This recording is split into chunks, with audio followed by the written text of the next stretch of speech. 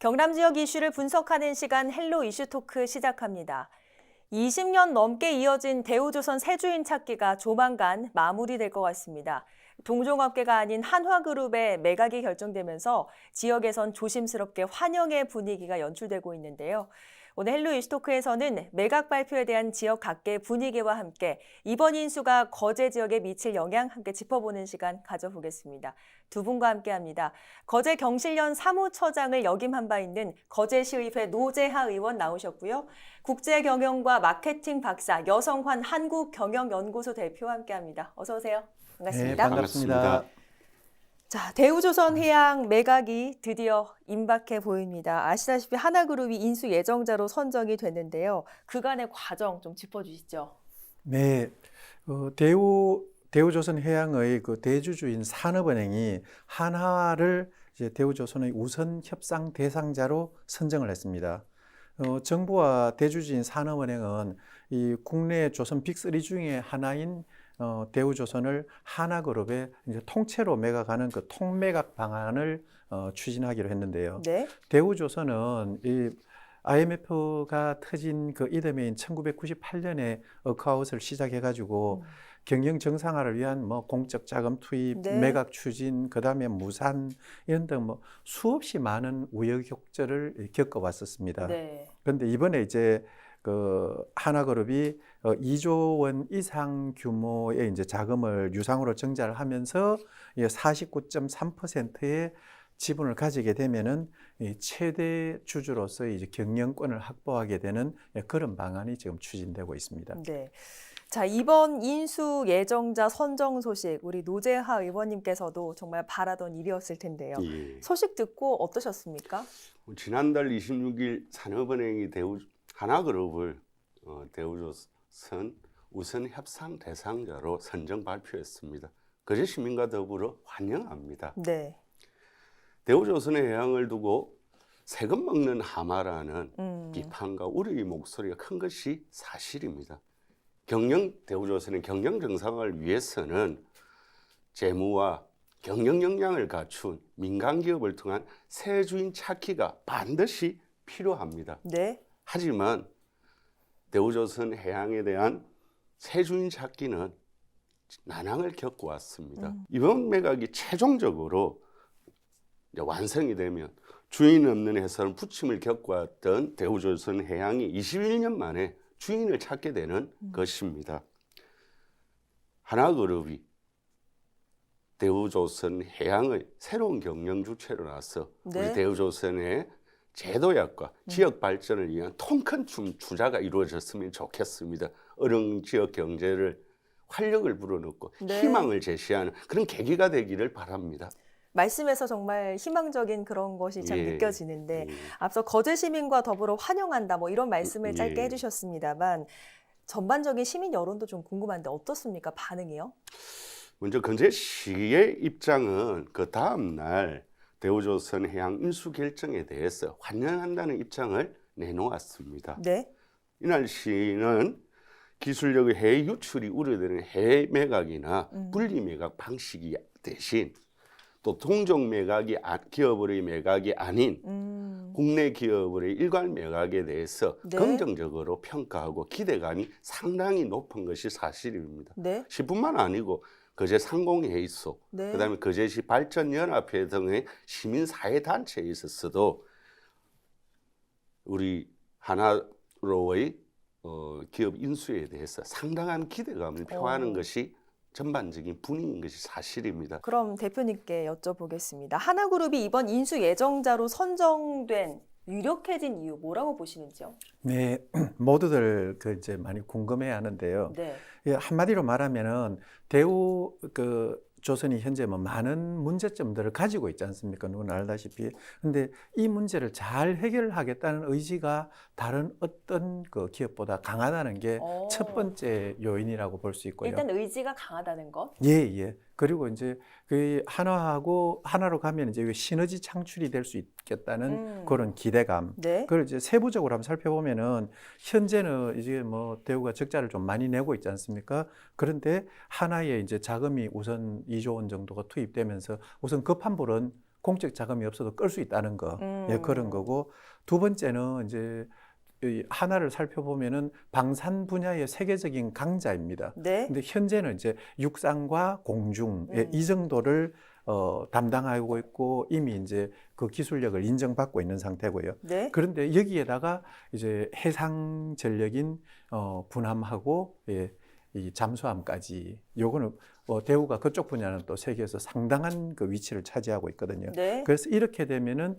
이제 명실공히 육해공을 아우르는 K방산 이게 이제 세계로 뻗어나갈 수 있는 그런 계기가 될 수 있다는 점. 네. 그리고 이제 또 마지막으로 하나가 이 그린 에너지 분야에도 강점이 좀 많거든요. 그런데 대우가 또 가지고 있는 게 LNG 운반선 이런 네. 거잖아요. 그래서 이쪽 부분이 또 잘 맞아 떨어진다는 거 그런 정도를 들 수 있습니다. 네, 어쨌든 한화가 의지가 굉장히 강하다는 것 첫 번째고 네. 하나와 대우조선해양이 굉장한 시너지를 좀 낼 수 있을 것이다. 이렇게 네. 전망을 하는 것이 이번 인수 예정자 선정의 어떤 이유가 됐다. 이런 분석해 주셨는데 들어보니까 대우조선의 올해 실적도 좀 나쁘지 않다고 들었습니다. 예, 어떻습니까? 그렇습니다. 대우조선이 이제 조선 불황 이후에 있어서 뭐 저가 수주라는 출을 경쟁으로 시달리면서 재무 구조가 극도로 악화가 되어졌습니다. 지난해 1조 7천여억 원, 올해 상반기만 하더라도 5,700억 원의 적자를 기록한 것은 사실입니다. 네. 그럼에도 불구하고 2020년에 수주한 높은 단가의 선박이 이제 발주가 이제 공정이 시작되어질 것입니다.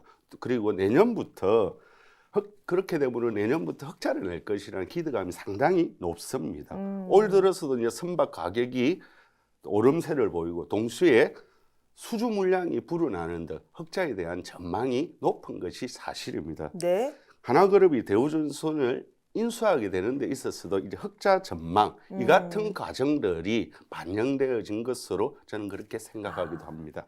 그러니까 어쨌든 한화의 어떤 전망을 보고 예. 이번 인수 예정자 선정을 한 것이 아니라 한화가 보는 대우조선해양의 예. 어떤 밝은 전망도 어느 정도 요인에 반영이 반영이 됐을 것이다. 뭐 이런 말씀해 예. 주셨습니다.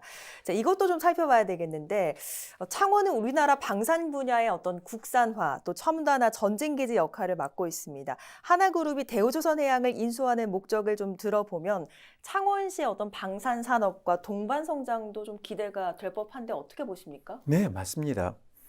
우리 경남은 방산 분야의 이 국산 첨단화 전진기지 역할을 맡고 있거든요. 그래서 특히 창원 방산 혁신 클러스터 요거는 경남 지역에 있는 중소벤처 기업들의 이 혁신 성장을 굉장히 많이 돕고 있습니다.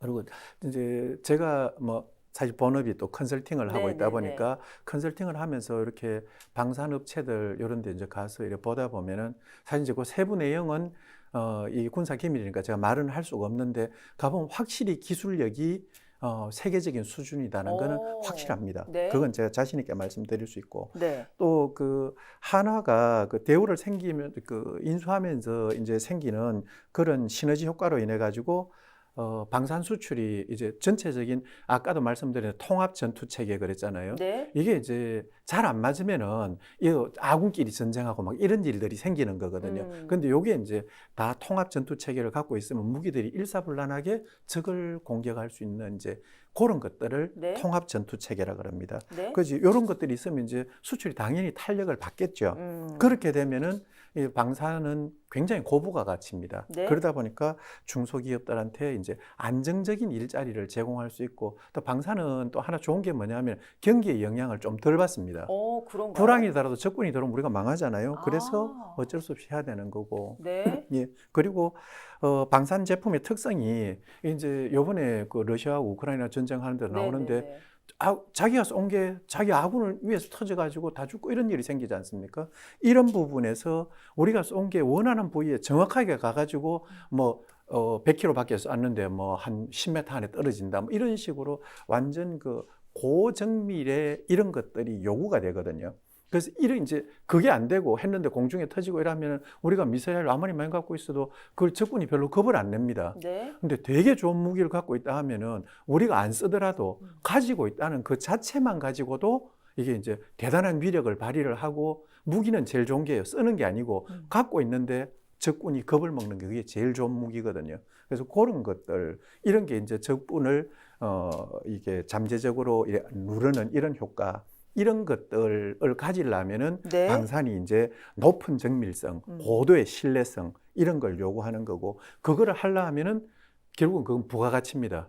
그래서 기술력이고 부가가치고 부가가치가 높으면 결국은 우리한테 돌아온 돈이 많다는 얘기거든요. 네. 그렇게 되면 지역 경제 활성화에 이제 엄청난 도움이 되겠죠. 어쨌든 창원시의 어떤 동반 성장 역시 기대가 된다. 뭐 이런 네. 말씀이신데 그밖에 이번 인수 결정, 거제시 또 국내 조선 산업에는 어떤 의미가 있다고 보시는지요? 예. 대우조선 해양의 올바른 매각을 위한 근제 시민대책위원회가 있습니다. 네. 또 여기에서도 하나의 대우조선 인수 추진에 대해서 이제 긍정적으로 평가하고 있고요. 그동안 산업은행 지배체제 하에서 대우조선 해양이 R&D 연구 등의 이제 전략적 투자나 미래 전략 수립에 있어서도 상당한 규제를 가져오면서 제대로 대응을 하지 못했습니다. 그렇기 때문에 하나가 대우조선을 인수함으로 해서 재무 역량은 경영 역량을 키울 수 있게 됐다라는 그러한 평가가 이어지고 있고요. 또한 국내 기업의 일괄 매각이라는 형태를 취함에 따라서 뭐 분리 매각, 그다음에 동동사 매각, 또 해외 매각, 투기 자본의 참여 등에 우려했던 내용들이 불식되어진 것은 다행스럽게 판단하고 있습니다. 네. 대우조선해양 경영 정상화 또 불안한 노사 구조의 협의 체계, 순익 구조의 어떤 합리적인 계획이 좀 필요해 보이는데 두 분 보시기에 앞으로 어떤 부분에 집중해야 한다고 보시는지 궁금한데요. 먼저 대표님께 여쭙겠습니다. 이 부분이 실제로 가장 어려운 부분입니다. 그러니까요. 예. 그 이제 경영 정상화를 위해 가지고 그 회사를 구성하고 있는 그 노측과 사측의 그 뜻을 모으는 거 이게 가장 중요한데 뭐 노조 관계 개선 문제는 우리 노 의원님께서 전문가시니까 네. 그 의견은 넘기도록 하고요. 그다음에 대우가 그 세계적인 알짜 기업으로 거듭나기 위해서는 생산성 향상하는 거 이게 이제 첫 번째 과제라고 말씀드리고 싶습니다. 국내 그 빅3 조선소의 1인당 생산성을 한번 살펴보면은 이제 삼성 같은 경우는 한 7억 원대, 네. 그다음에 현대 같은 경우에는 1인당 6억 원대. 그런데 그에 반해 갖고 대우는 5억 원대로 알려져 가지고 있습니다. 그래서 이 문제를 이제 삼성 수준으로 해결해야만 가능하다는 거. 그리고 그걸 해결했을 때 지금까지 들어간 그 13조 원대의 공적 자금 투입 이런 거를 이제 멈출 수 있고 네. 그 투자해놓는 거 다시 회수도 해야 되지 않습니까? 그래서 그런 것들을 가능해진다는 점. 그리고 그런 것들이 생산성이 향상됐을 때 동시에 이제 임금도 올릴 수 있고 그다음 복지도 개선할 수 있고 처우 개선도 할 수 있고 이렇게 됐을 때 노사관계가 더 좋아질 수 네. 있고 이런 이제 단계적인 그 해결책 이런 것들을 주문하고 싶습니다. 네. 대표님께서 노사 구조의 협의 체계는 우리 의원님께 좀 넘기셨기 때문에 어떤 예. 방법 좀 필요하다고 보시는지 간단하게 한 말씀 해주시죠. 예, 지난 시기 현대중공업의 이제 대우조선 인수 추진 과정에서 노동자와 시민들의 격렬한 반발에 직면했게 되었습니다. 이제 그것은 현대중공업이 대우조선해양을 인수하면서 우려하는 어떤 것이 구조조정으로 인한 문제 그리고 그 지역 경제에 미치는 파탄 우려 때문이었습니다. 하나가 지금 대우조선해양은 현재 시기에 있어서는 이미 수년간의 수주 물량을 어느 정도 확보한 상태입니다. 네. 또 오히려 현재보다 더 많은 3, 4천 명의 인력이 필요한 상황이기 때문에 네. 고용 불안이라는 구조조정의 염려는 크게 없다 이렇게 판단을 합니다. 네. 다만 부서 개편의 인력 재배치 같은 인위적인 퇴직 또 네. 협력사의 폐업 이런 문제에 대해서 안전적인 장치가 필요하다 이렇게 여겨지고 있고요. 그다음에 지난 7월에 전국을 떠들썩하게 했던 하청 노동자들의 문제 이 부분에 대해서 하가가 적극적인 개선 대책을 마련해야 될 것으로 여겨집니다. 네. 또한 숙련공들이 외부로 이제 이탈하는 그런 현상들도 이제 나타나는 게 상당한 문제가 되고 있고요. 네. 이런 문제를 해결하기 위해서 우리 하나가 좀 더 적극적인 고용 안정 대책, 네. 또 다단계 하청 구조의 문제에 대한 개선 대책을 내놓아야 된다. 저는 이렇게 판단하고 있고요. 2008년도에 대우조선 해양을 6조 3천억으로 이제 인수 가격을 제시했습니다.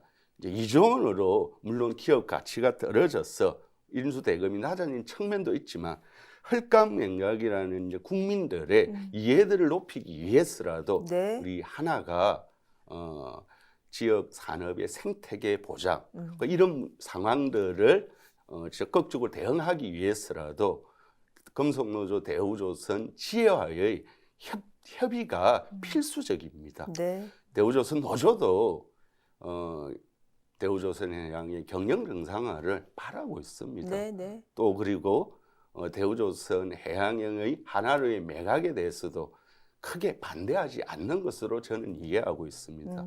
동종 이 협상 과정에 있어서 대우조선 노조와 적극적인 협상을 통해서 네. 우리 고용의 안정과 함께 다단계의 그 대우조선 하청 문제에 있어서 적극적인 개입을 통한 상생 발전 전략들을 모색하기를 바랍니다. 어쨌든 적극적인 대화를 통해서 상생 발전을 같이 좀 논의를 해봐야 될 것 같습니다. 자, 그리고 러시아도 우크라이나 전쟁이 끝날 기미가 보이지 않고 있습니다. 이것에 대한 어떤 대비책도 계속 갖고 가야 할 것으로 보이는데 어떤 하나그룹의 지혜가 좀 필요하다고 보시는지요? 그 러시아에서 수주한 이게 LNG 운반선 네. 세빙선이 한 3조 2천억 정도 규모가 있습니다. 상당히 많은 수량입니다. 그래서 이게 이제 전쟁으로 인해가 러시아가 금융 제재 받고 있고 이러니까 이걸 만들어 갖고 우리가 납품을 하더라도 그 돈을 받을 방법이 사라져 버렸어요. 이 제재가 뭐 전쟁 끝난다고 바로 풀릴 게 아닌 거거든요. 그러니까요. 러시아가 한 잘못이 있기 때문에 그에 대한 벌은 받아야 되고 상당 기간 갈 거란 말입니다.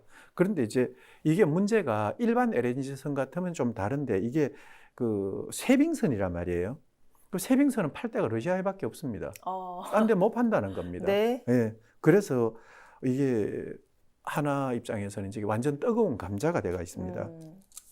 일단 그 건조를 취소하고 계약 이행을 그만 끝내자. 네. 이러려면은 3조 2천억 규모가 이게 이제 주문이 날아가고요. 그렇죠. 그게 다 만들어 가지고 납품하려 그러니까 이게 돈 언제 받을지 모르고 그렇죠. 이것도 저것도 하지 못하는 뭐 그런 정도 상태가 돼 있는데 네. 반면에 이제 이건 참 안 좋은데요. 하나 또 있는 거는 이제 러시아 우크라이나 전쟁으로 인해 가지고 이 K 방산이 세계적인 각광을 받고 있거든요. 그래서 뭐 폴란드에 뭐 21조 원대에 뭐 그리고 그 추가 또 물량 어떻고 그 외에 그 유럽 국가들의 러시아가 인접한 데에 뭐 수조 원대의 이런 것들이 나오기 때문에 네. 그 혜택을 여기서는 리스크가 있는 반면에 다른 쪽에서는 또 혜택을 받고 있다. 그래서 어느 게 더 좋을지는 조금 더 시간이 지나봐야 되겠습니다.